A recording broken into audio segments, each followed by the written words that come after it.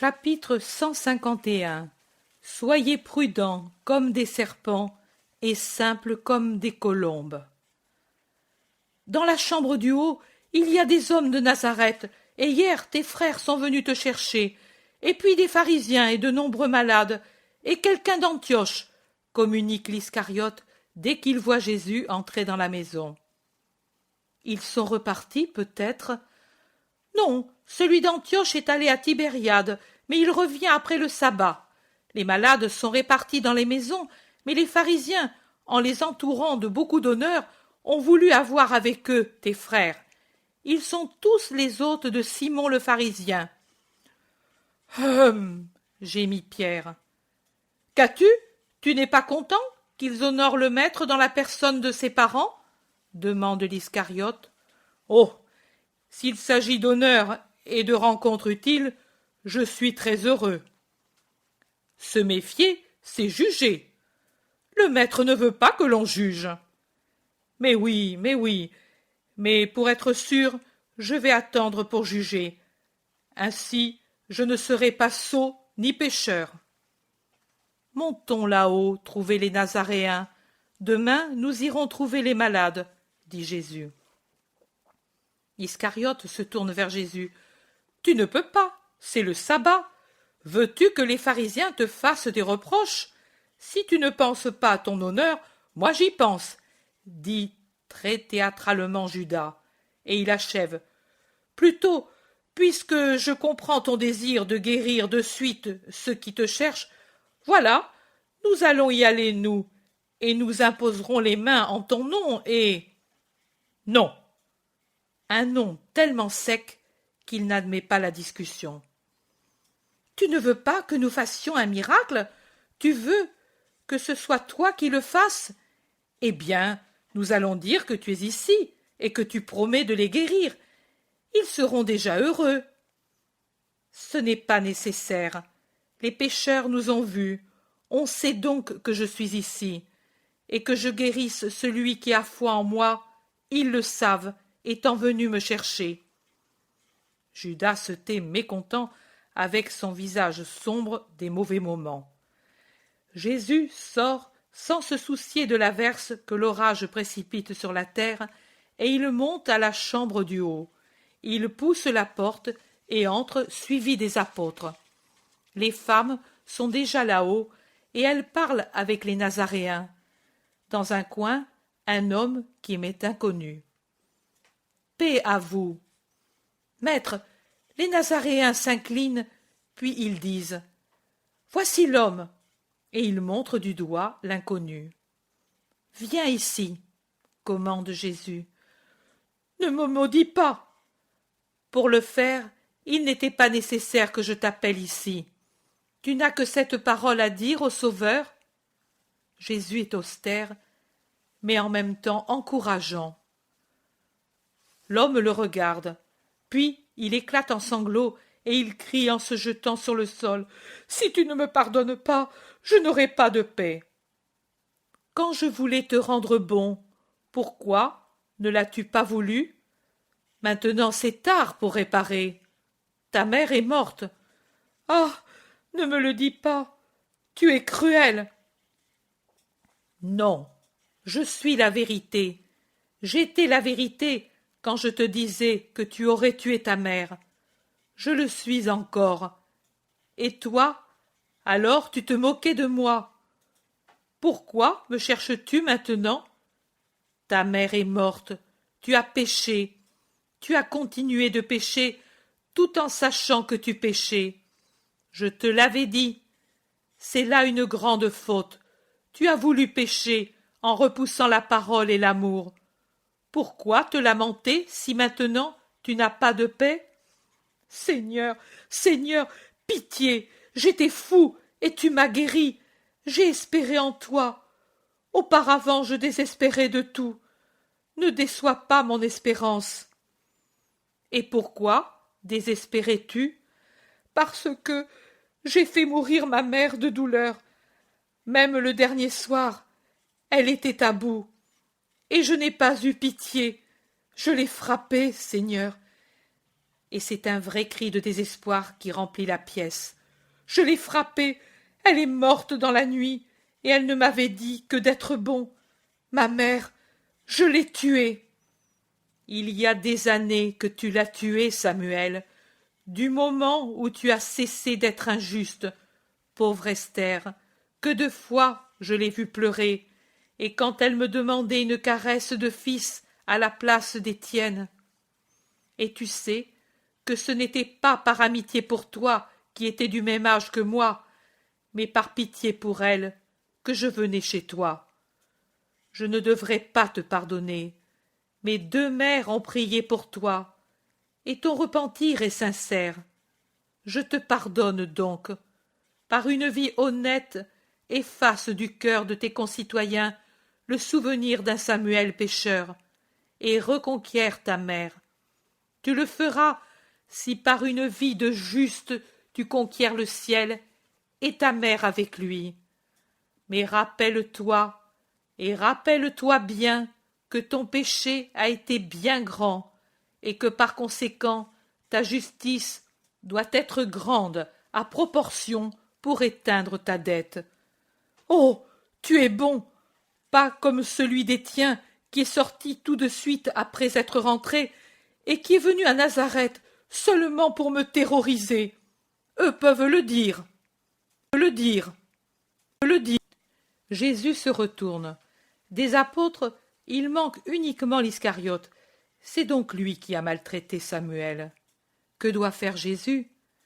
Pour éviter que l'on critique l'apôtre comme apôtre, sinon comme homme, il dit: tout homme ne peut qu'être sévère à cause de ton péché.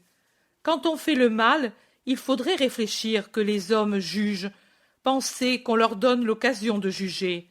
Mais n'aie pas de rancœur. La mortification que tu as reçue, mets-la comme expiation sur la balance de Dieu. Allons. Ici, parmi les justes, c'est de la joie pour ta rédemption. Tu es parmi des frères qui ne te méprisent pas. C'est que tout homme peut pécher, mais il n'est méprisable que quand il persiste dans le péché. Je te bénis, Seigneur, je te demande pardon aussi pour toutes les fois que je t'ai méprisé. Je ne sais comment remercier. C'est la paix, tu sais, la paix qui revient en moi. Il pleure maintenant calmement. Remercie ma mère, si tu es pardonné, si je t'ai guéri du délire pour te donner la possibilité du repentir, c'est à cause d'elle. Allons en bas, le souper est prêt, et nous partagerons la nourriture. Et il descend en tenant l'homme par la main.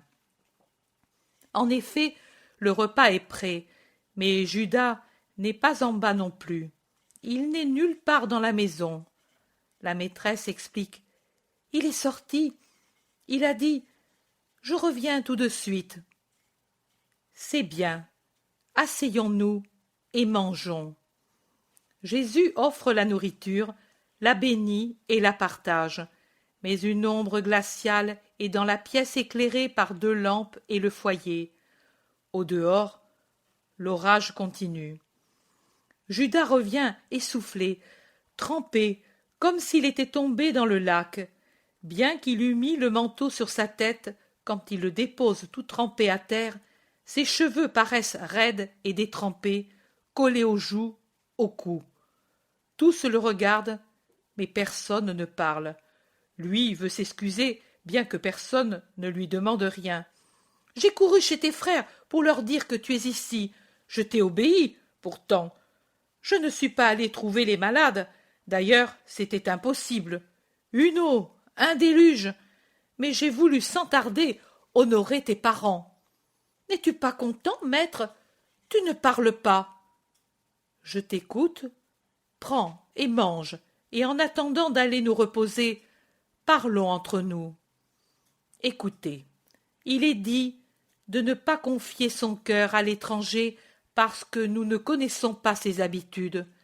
Mais pouvons-nous dire que nous connaissons le cœur même de celui qui est notre compatriote, le cœur de l'ami, celui du parent?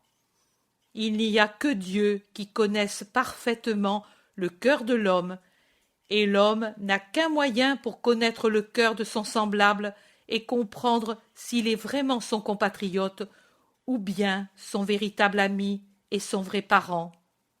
Quel est ce moyen? Où se trouve-t-il? Dans le prochain lui-même et en nous, dans ses actions et ses paroles, et dans le jugement droit que nous formons. Quand, dans les paroles du prochain, dans ses actions, ou dans les actions qu'il voudrait que nous fassions, nous nous rendons compte, par le jugement droit que nous formons, qu'il n'y a pas de bien, alors nous pouvons dire « Il n'a pas un cœur bon, et je dois m'en méfier. Il faut le traiter avec charité, parce qu'il souffre du malheur le plus grave, d'avoir l'esprit malade, mais il ne faut pas le suivre dans ses actions, ni prendre ses paroles comme vraies et sages, et encore moins suivre ses conseils. Ne vous laissez pas ruiner par l'orgueilleuse pensée « Moi je suis fort, et le mal des autres n'entre pas en moi. Moi je suis juste, et même si j'écoute ceux qui sont injustes, je me garde juste. » L'homme est un abîme profond, où sont tous les éléments du bien et du mal, nous aide à grandir et à devenir rois, les premiers, les aides de Dieu. Aide à développer les éléments mauvais et à faire régner la nocivité, les passions et les amitiés mauvaises.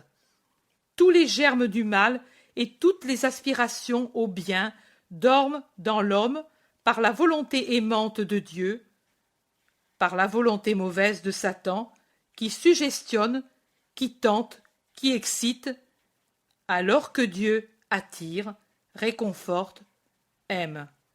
Satan tente pour séduire, Dieu travaille pour conquérir, et ce n'est pas toujours Dieu qui a la victoire, car la créature est lourde tant qu'elle ne fait pas de l'amour sa loi, et, à cause de sa lourdeur, elle descend et se laisse attirer plus facilement vers ce qui est assouvissement immédiat et de ce qu'il y a de plus bas dans l'homme. Jésus poursuit. Pour ce que je dis de la faiblesse humaine, vous pouvez comprendre combien il est nécessaire de se méfier de soi-même et de faire grandement attention à notre prochain pour ne pas unir le venin d'une conscience impure à ce qui fermente déjà en nous. Quand on comprend qu'un ami est la ruine de notre cœur, quand ses paroles troublent la conscience, quand ses conseils apportent le scandale, il faut savoir quitter l'amitié qui est dommageable. En y demeurant, on finirait par voir périr l'esprit, parce que l'on passerait à des actions qui éloignent Dieu, qui empêchent la conscience endurcie de comprendre les inspirations de Dieu. Si un homme qui est coupable de péchés graves voulait parler pour dire comment il est arrivé à ses péchés, on verrait qu'à l'origine, il y a eu une amitié mauvaise. C'est vrai, reconnaît à voix basse Samuel de Nazareth. Méfiez-vous de ceux qui, après vous avoir combattu sans motif, vous comblent tout à coup d'honneur et de cadeaux. Méfiez-vous de ceux qui louent toutes vos actions et sont prêts à toutes les louanges. C'est-à-dire, ils louent le paresseux comme un bon travailleur, l'adultère comme un mari fidèle, le voleur comme un homme honnête, le brutal comme un homme doux, le menteur comme un homme sincère, le mauvais fidèle et le pire des disciples comme des modèles. Ils le font pour vous ruiner et se servir de votre ruine pour leurs projets astucieux. Fuyez ceux qui veulent vous enivrer de louanges et de promesses, pour vous faire faire des actions que vous n'accepteriez pas de faire si vous n'étiez pas ivre. Et quand vous avez juré fidélité à quelqu'un, évitez de traiter avec ses ennemis. Ils ne peuvent vous fréquenter que pour nuire à celui qu'ils haïssent et lui nuire avec votre aide même. Ouvrez les yeux.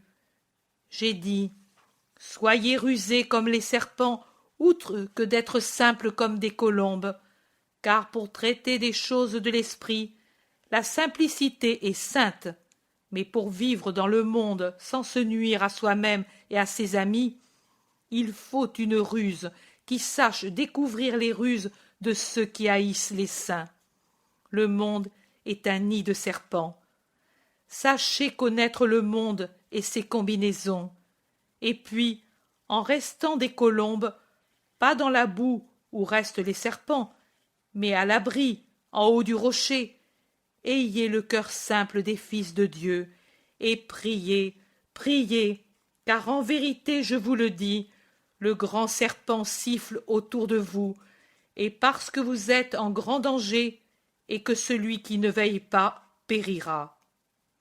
Oui, parmi les disciples, il y en aura qui périront pour la plus grande joie de Satan et l'infinie douleur du Christ. Qui donc, Seigneur? Peut-être quelqu'un qui n'est pas des nôtres, un prosélyte, quelqu'un qui n'est pas de Palestine, quelqu'un. Ne cherchez pas. N'est-il pas dit par hasard que l'abomination entrera comme déjà elle est entrée dans le lieu saint? Or, si on peut pécher même près du saint, est-ce que quelqu'un de ceux qui me suivent ne pourra pas pécher, qu'il soit galiléen ou juif? Veillez, veillez, mes amis, veillez sur vous-mêmes et sur les autres, veillez sur ce que vous disent les autres et sur ce que vous dit votre conscience. Et si par vous-même vous n'avez pas la lumière pour voir clair, venez à moi, je suis la lumière. Pierre bricole et murmure derrière le dos de Jean qui fait des signes de dénégation. Jésus tourne vers lui son regard, le voit. Pierre se donne une contenance et fait semblant de s'éloigner.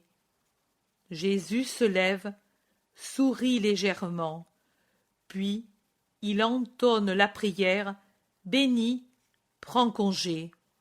Il reste seul pour prier encore.